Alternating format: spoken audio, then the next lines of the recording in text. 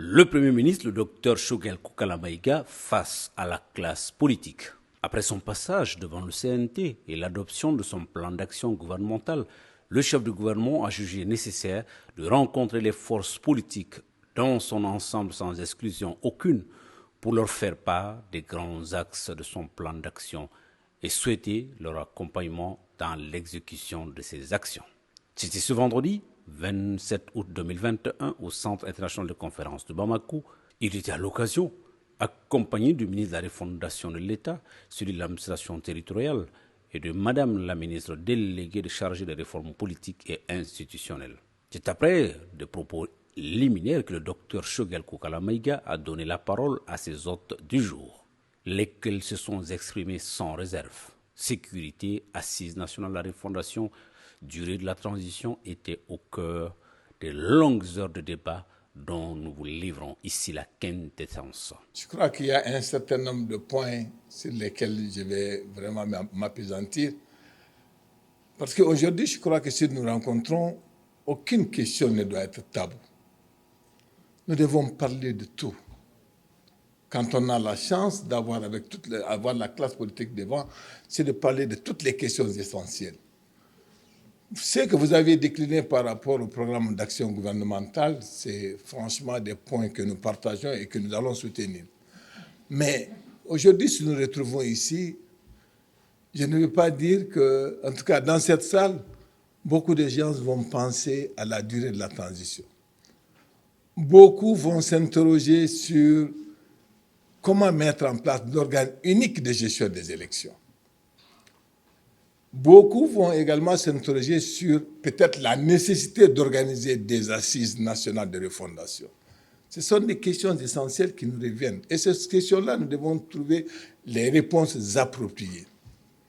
C'est à nous de nous mettre d'accord. Si nous parlons de consensus, c'est à nous de nous mettre d'accord autour de ces questions-là. Parce que si nous nous mettons d'accord autour de ces questions, je crois que c'est nous qui réglerons nos problèmes.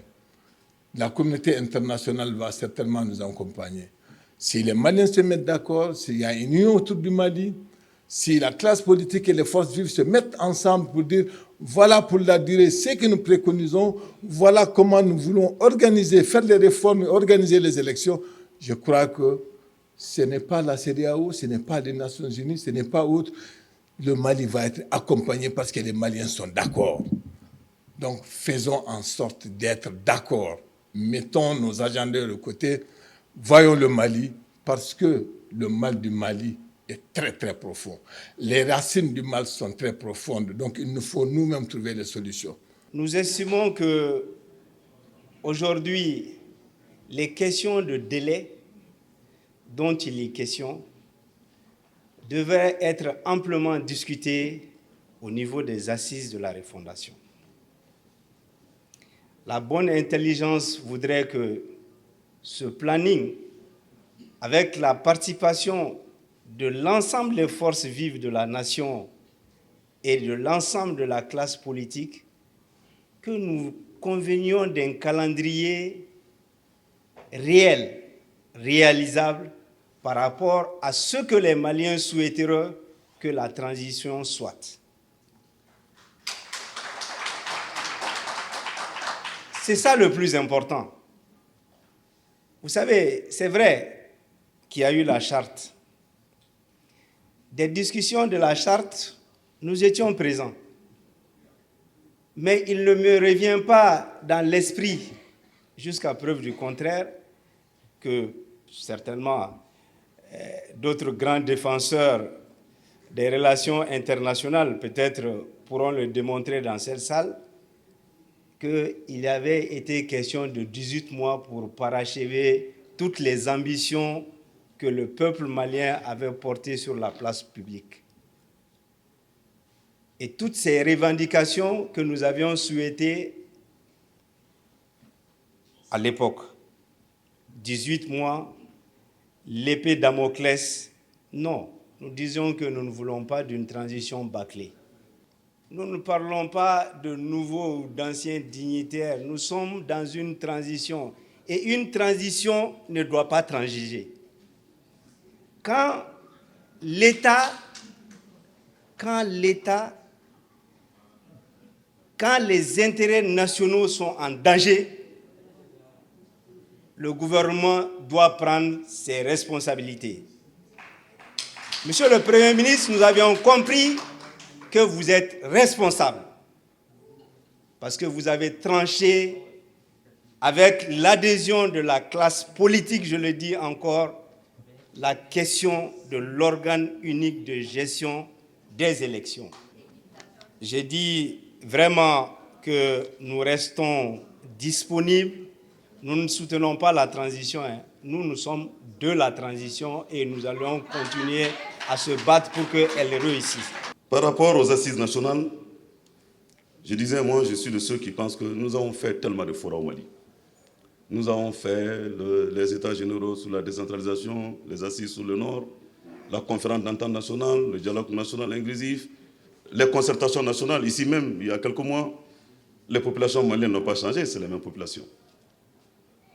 Au Mali, nous aimons, c'est bien d'échanger, c'est bien de discuter. Mais monsieur le Premier, je voudrais vous dire, il y a beaucoup de pays qui sont passés par là après nos rencontres, après nos forats. Ils prennent nos résolutions et nos recommandations, ils les appliquent chez eux et ils font mieux que nous. Nous estimons aujourd'hui, surtout le caractère contraignant de ces assises nationales dont on nous parle. Nous estimons aujourd'hui, nous les estimons, monsieur le Premier ministre, que si vous pensez qu'il faille aller à des assises de refondation, c'est une bonne chose. Mais faites-en un projet de société, allez-y aux élections. Allez-y aux élections. Nous avons fait les dialogues nationaux inclusifs dans ce pays-là. Même ceux qui n'ont pas participé, on dit qu'ils prendront acte des résolutions et recommandations de ces assises nationales. Et quand on nous dit que les résolutions, je ne sais pas, les décisions de ces assises seront des décisions souveraines, dans la hiérarchie des normes, nous sommes quand même jusqu'à preuve de contraire, malgré qu'il y a eu un coup d'État. Nous sommes dans une hiérarchie maintenant, je ne sais pas, constitutionnelle avec la charte et également la Constitution du Mali. Mais la Constitution du Mali demeure. Le seul caractère contraignant, c'est la Constitution du Mali. Donc si on veut aller à une conférence nationale bis, qu'on le dise. Nous pensons que les 2,5 milliards que nous voulons mettre dans les assises nationales, le Mali en a besoin. Nous sommes tellement déplacés, je pense que ce sera plus utile pour eux.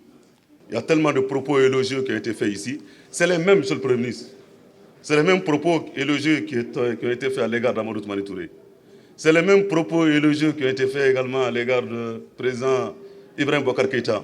Votre prédécesseur Boubou Cissé, c'est les mêmes qui continuent. Faites attention aux flatteurs, faites attention aux flagonneurs. Nous estimons aujourd'hui que ce pays-là nous appartient tous. Respectons par rapport au délai de la transition, respectons nos engagements. Nous avons décidé de faire cette transition pendant 18 mois. Nous sommes déjà à 12 mois. Il reste 6 mois. Celui qui ne veut pas quand il peut ne pourra jamais, au moins il l'aura voulu. Sachons une seule chose. C'est vrai, nous sommes un pays souverain. Nous sommes également un pays qui se trouve dans une communauté sous-régionale, continentale, même internationale. Nous avons pris des engagements. Ceux qui aujourd'hui ont peur d'aller à ces élections, nous on n'a pas peur. Hein? Même par rapport à l'organe unique, on nous dit ouais, ils ne veulent pas l'organe unique parce que l'administration, mais c'est vous qui avez l'administration. Aujourd'hui, on n'a pas l'administration. On n'a pas le préfet, on n'a pas le sous-préfet, ni personne. Mais nous voulons qu'on aille à ces élections pour la crédibilité même de notre pays, pour le respect de nos engagements. Apprêtez-vous, mes chers amis, parce que ne créez pas une crise préélectorale. Il ne faut pas qu'on ait une crise préélectorale. Nous parlons des assises nationales de la refondation. Ceux qui disent que le dialogue national a eu lieu, qu'il y a eu plusieurs forats et que ce n'est pas la peine, je pense qu'ils se trompent. Une question fondamentale, puisque nous avons les responsables des partis politiques ici, on en parle. Est-ce qu'avec 200 partis politiques, on peut construire un pays? Mais où est-ce qu'on va en parler? On ne va pas en parler dans cette salle parce qu'on n'aura pas la solution. Il faut en parler dans une assise nationale et trouver une solution pérenne à cela. Je vais vous parler des élections dont vous êtes en train de parler chaque fois. Aujourd'hui, mon souci, c'est de voir il y aura combien de députés quand on va faire des élections, par exemple, au nord du Mali, où il y a un projet de découpage territorial qui fait qu'il y a des endroits où il n'y a pas peut-être 10 000 habitants, qui auront peut-être 3 ou 4 députés, et là où il y a 600 000 habitants, n'auront peut-être qu'un seul député. On va où? Mais ce débat, tu ne peux pas le poser dans une salle. Qu'est-ce que nous allons faire pour résoudre le problème du découpage territorial dans notre pays? Est-ce que ça va être sur la base des circonscriptions administratives ou ça va être sur la base des circonscriptions électorales? C'est ça la question. Est-ce que les cercles vont forcément donner des députés ou il y aura des endroits où, même s'il y a des cercles, il y aura peut-être une commune ou des communes réunies qui vont désigner des députés? Il faut que nous travaillions à trouver des solutions endogènes et pérennes. Voilà la mentalité du M5-RFP. C'est pourquoi il faut aller à ces assises nationales. On est obligé, il y a des sujets difficiles qui ne peuvent trouver leur réponse que dans les assises nationales. Nous, à APR Maliko, depuis un moment, nous avons arrêté de penser à la place des gens qui disent qu'ils sont capables de faire quelque chose. Nous avons eu un Premier ministre qui est resté 1 an sans faire de déclaration de politique générale. Un Premier ministre est passé, il a fait son plan d'action en 6 mois. Et notre Premier ministre l'a fait en 6 semaines. Et tout récemment, nous avons vu un ministre passer à la télé et il a dit ce que le Premier ministre a fait en 6 semaines, que lui pouvait le faire en 30 minutes. Alors, pourquoi quand quelqu'un dit « je peux le faire », vous dites « ce n'est pas possible ». Nous pensons à APR Maliko que c'est bien possible de réaliser, de mettre en place l'organe unique de gestion. On a suffisamment reporté. Et nous pensons également qu'il faut aller à l'introduction de la proportionnelle pour l'élection des députés, Monsieur le Premier ministre. La proclamation des résultats par la Cour constitutionnelle. Il faudrait revenir sur ça, il faut qu'on trouve une solution. Maintenant, comment le faire? C'est vrai, on parle du COS et il faut aller à l'inclusivité. Vous avez déjà annoncé, nous sommes à l'aise. Et pour les problèmes dont la solution dépendrait de la révision constitutionnelle, Monsieur le Premier ministre, mais il faut qu'on utilise juste la charte.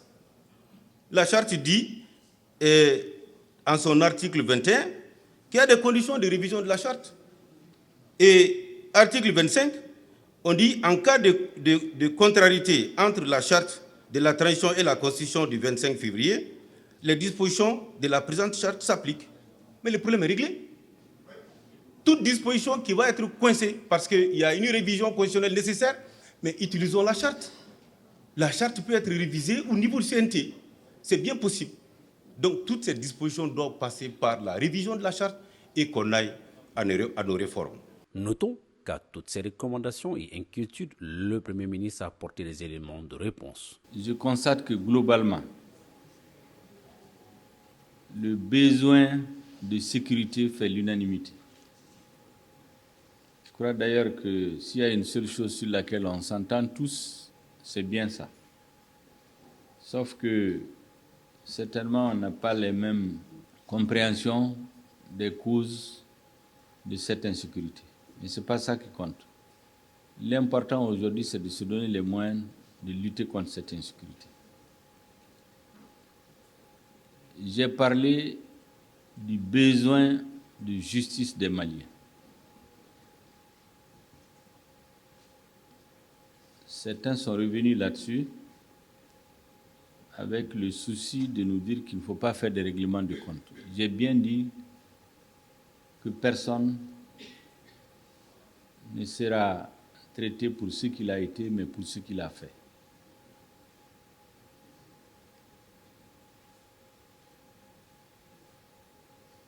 Il y a eu des interventions plus ou moins polémiques par rapport aux différents changements de régime qu'il y a eu ici. Il ne faut pas nier la vérité. Des différents changements de régime que nous avons eu dans notre pays, certainement celui du 18 août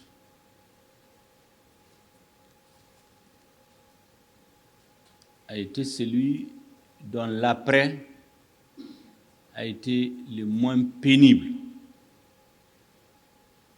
pour ceux qui, à tort ou à raison, peuvent être considérés comme les tenants de l'ancien régime. Nier ça, c'est vouloir faire la polémique qui n'a pas lieu d'être. Et je fais partie de ceux qui, publiquement, en son temps, avaient félicité les officiers qui ont parachevé la lutte du peuple malien portée par les M5-RFP parce qu'ils n'ont pas fait subir certains types d'humiliation à l'ancien chef de l'État et aux membres de sa famille. Ce n'est pas parce que les autorités de la transition ne se sont pas jetées sur tout le monde pour les mettre en prison simplement parce qu'ils étaient dans l'ancien régime qu'on doit déduire, qu'on doit faire comme si rien n'a changé. On continue avec les mêmes organes d'élection, les mêmes listes électorales, le même système électoral. Je crois que ce n'est pas réaliste. C'est tout ce que je voulais dire. Nous avons dit que l'organe unique est une demande de l'ensemble des forces vives. Aucune force, à part une personne qui l'a toujours contesté, tout le monde. Et donc ce n'est pas parce que le consensus ne veut pas de l'unanimité. Parce qu'il y a beaucoup qui pensent que tant qu'ils ne sont pas d'accord avec quelque chose au Mali, ce n'est pas possible. Quand eux, ils ne sont pas d'accord avec quelque chose au Mali, on ne peut pas le faire. Moi, je pense qu'il faut sortir de cette posture.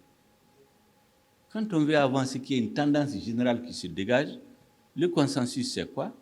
On ne vote pas. Chacun concède, chacun lâche une partie de ses positions. Moi, j'aurais préféré que les camarades se joignent à cette décision de créer l'organe pour en améliorer les procédures de mise en place et de son fonctionnement, plutôt que de continuer à dire qu'il ne faut pas le faire. Personne n'a dit, ni le président, ni le premier, n'a parlé de prolongation. Nous avons dit que nous allons travailler à respecter nos engagements. Mais vous ne pouvez pas enlever aux autres Maliens le droit de dire qu'ils ne sont pas d'accord, au point de les dévaloriser en disant qu'ils ne représentent rien, parce que certains n'avaient pas beaucoup d'argent peut-être pour acheter des électeurs. Peut-être certains ont des idées. Moi, je pense qu'il faut qu'on se respecte au Mali. Il n'y a pas de petits partis, il n'y a pas de grands partis. Il y en a qui sont devenus grands parce qu'ils ont eu de l'argent, ils ont eu le soutien du pouvoir, ils ont eu des relais, ils ont eu une chance. Comme on dit souvent, il faut être là au bon moment, dans les mêmes conditions. Les syndicats, je pense que tout le comportement du gouvernement, c'est de dire qu'il faut respecter les syndicats. Tous les syndicats, a fortiori les syndicats d'enseignants. Mais parmi même les enseignants, beaucoup d'enseignants ne sont pas d'accord avec ce qui se passe. Vous savez, la dernière négociation qu'on a faite avec les syndicats, c'est le ministre de l'Éducation nationale et le ministre de la fonction publique. J'ai demandé expressément que le ministre de la Défense soit à cette réunion. Parce que c'est lui qui a négocié avec la synergie en septembre 2020 les conditions d'application de l'article 39. Et il leur a dit ceci, l'article 39 a été appliqué. Vous voulez une réapplication? Ce n'est pas ce qui était convenu entre nous. Aujourd'hui, tous les syndicats, on est en négociation avec eux. Aucun syndicat ne peut dire qu'on le méprise. Les enseignants, je vous dis, ce n'est pas des laudateurs qui nous l'ont dit. C'est des parents d'élèves très respectables. C'est des enseignants de carrière. Personne ne peut nier que ça a été calme cette année. Il y a eu 2 tentatives de fraude. Un enseignant malveillant qui a pris des sujets de 2020 et 2019 pour discréditer le gouvernement, il l'a mis sur les réseaux sociaux. Il a été appréhendé, il va répondre devant la justice. Depuis 10 ans, on coupe les têtes à Fana. On n'a jamais trouvé. Celui qui a coupé la tête est appréhendé. Les enquêtes continuent par son sortira sur toute la chaîne. On est en train de travailler. Par ailleurs, le Dr Choguel Koukala Maïga a annoncé que les prochaines assises de la refondation devraient se tenir fin septembre ou début octobre.